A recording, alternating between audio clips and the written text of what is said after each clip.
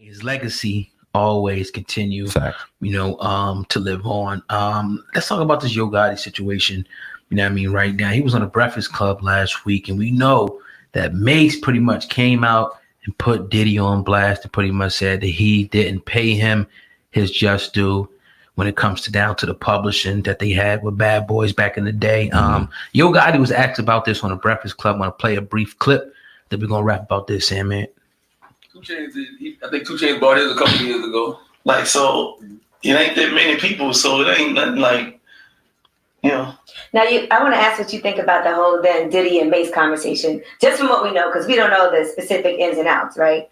But if Mase signed a deal when he was 19 for $20,000 for his publishing, and then now fast forward to here, he's trying to buy it back, and it's not happening, and it reverts back to him when he's 50. What can somebody do as a boss? Because now you're like, look, man, I'm mind the business that pays me. But I'm just saying, in a situation like that, like for you as the person who has artists signed to you, right? Yeah. And I'm sure you try to do fair deals with them also. Of course, if you're giving them advances or co-publishing deals or whatever it is that you're doing. Yeah. If they come to you, is it always about business, or is it sometimes like, this is my brother, let me just do what I think he needs me to do? Well, it's a two-different question. Let's just talk about the business first, before we talk about my artists. But business is business in general. You know what I'm saying? Like, so you knew what you was signed and you knew what you was done, and I'm pretty sure you made a lot of money along the way, and you became who you became. So I don't think you can complain about somebody else believing in you and investing their money, and more than their money, their time in you. You know what I'm saying? And what if they went and invested that initial money and time in you? Would you even be here? That's one way to look at it. You know what I'm saying? Okay. But I also think, because I'm an artist and executive, I also think an artist should be in the most fair position as possible. So I don't think none of us know the true business. Like, I think he put a number on what he tried to buy it for. Is that what it's worth?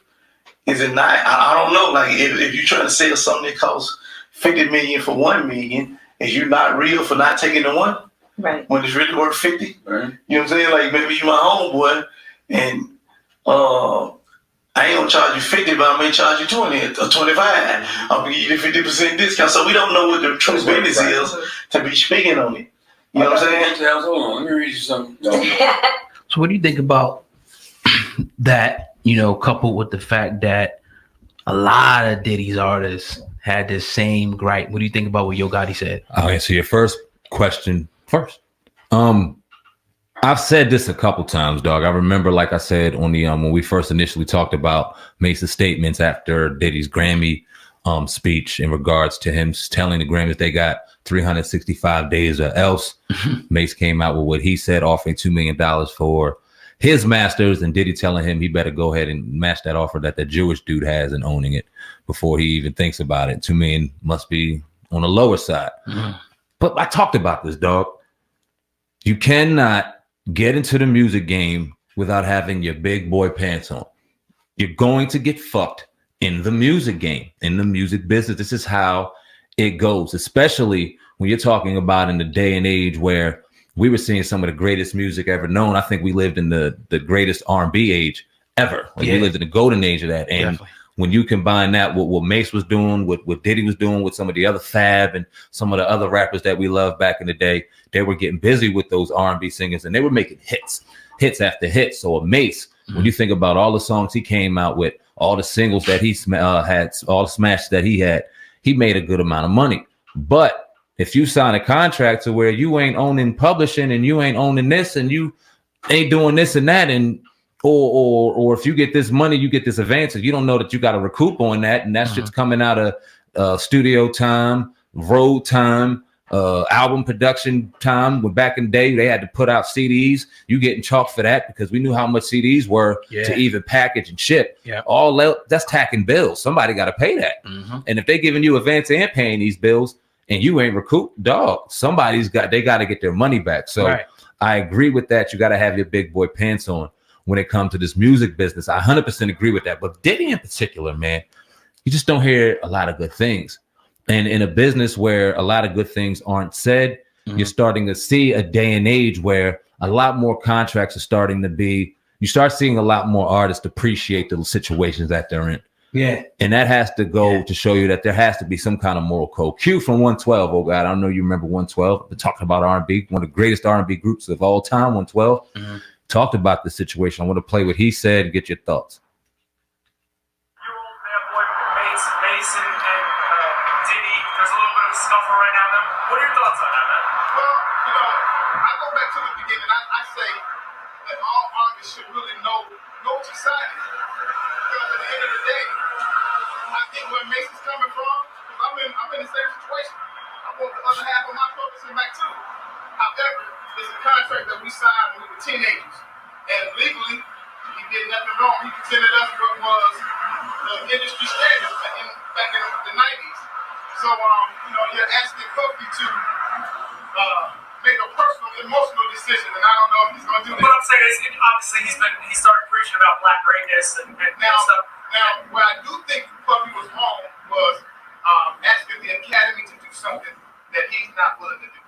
At least in their exchange, he was saying that he wasn't willing to do it. So, is Diddy's thing is that can you truly celebrate black greatness while also being a shrewd businessman? Or is that, are those two things in conflict? Nah, they very well so in conflict. They come across a little critical. So I'm always on the mindset of, man, be careful what you say, because if you're not willing to live it, then people gonna come down on you. All right, so I'll leave it at that. If you're not willing to do what you say, people are gonna come down on you.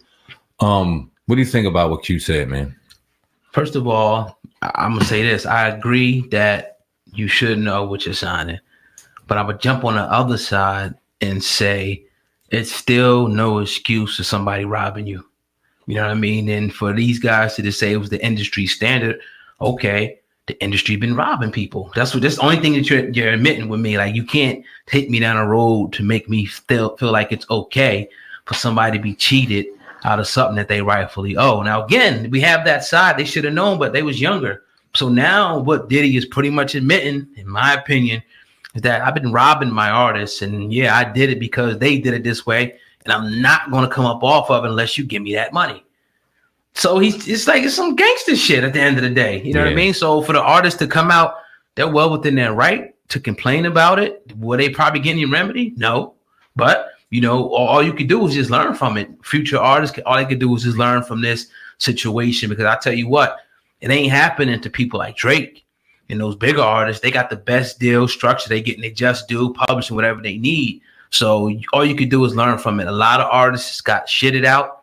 We even talk about dude right there talking about that he signed a fucked up deal. At 19, and he's still paying for it 40, 50 years old. Right. That's so crazy. Diddy's a fucking slime ball for that shit. And the whole industry is slime balls for the way that they structure their contract, period. JadaKiss, one of the greatest rappers of all time, part of one of the greatest groups of all time, was stopped. And he had something to say in regards to this situation. I'll read it for y'all right now. He said, I think Mase got a good enough relationship that he could talk to Diddy. The way we did it on the radio with Angie Martinez, that was different. We was young kids. We didn't understand the business the way we do now, being business owners and fathers and grown men about our shit. Mase got a better relationship with Diddy than we actually did, so he can go talk to him. In his defense, I don't know how it's going down, so he's got to do what he's got to do. I just know I would handle it different at this point. 20 years ago, every grown man knows, and they know right from wrong. You got to talk to that man as a man and handle your differences, settle your differences without the foolishness or without social media. Do you agree with how Mase went about it? Because coming off of the heels of what Diddy said, and obviously that struck a lot of his former artists, especially people that are still in debt to him, the wrong way, because it's hypocritical. Right. So do you agree with Mase's approach in doing social media? I agree with it if he already reached out to him and they get no remedy. If he already behind the scenes, they got that close of relationship, I'm sure. I would think that he reached out and said something maybe over the years and whatnot, and maybe wasn't able to get, the type of remedy that he wanted. But yeah, I do agree with putting him on blast in public, though. You remember that old video? They were at a radio station, all of Diddy, and they might have been promoting the tour. Yep. And Mase pulled him to the side and said something. Wasn't that in regards to what we're talking about right now? I can't remember. I think so. It may have been something like that. So. Yeah. So this has been an ongoing situation. I mean, he has pulled him to the side. He probably fell back, and then he seen that thing with the Grammy. Like, man, what the fuck is this nigga talking about? You know what I'm saying? Who are you to be talking? I hear you. And, again, one artist, two artists. You talk about 5 to 10 to all artists that all have this problem. You know what I mean, with Diddy. So I mean, we can sit back and act like it is. It ain't what it ain't, or we can just say it. It is what it is. It is what it is. Choice B. Yeah, it is what it is. Yeah, but I'm glad that everybody weighed in. You know, on that, and I also want to talk about the aspect.